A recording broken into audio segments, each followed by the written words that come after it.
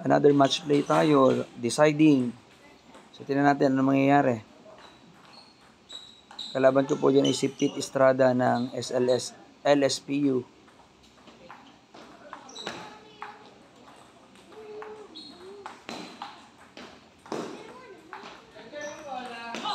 Wow, higpit. Pag tama, laglag agad.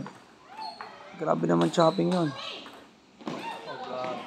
Iba yun. Bumabalik talaga ang attacking. Nice blocking, Sir Marbs.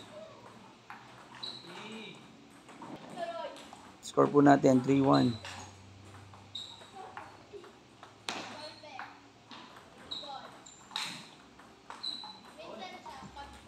So, yun ang medyo mahirap kay Sir Marbs. Gumagayat siya ng long pips, gumagayat din siya ng goma. Kaya talagang babasahin mong mabuti ang ikot.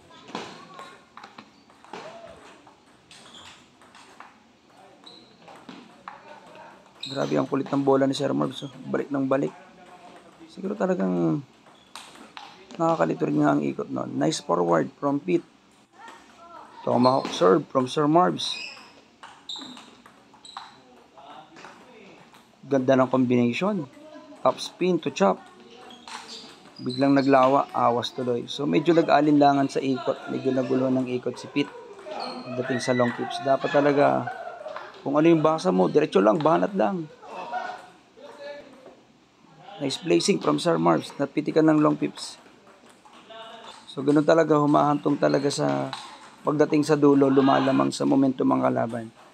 So ang dapat gawin mo dyan, huwag kang makipagretratan, pabagalin mo ang laro.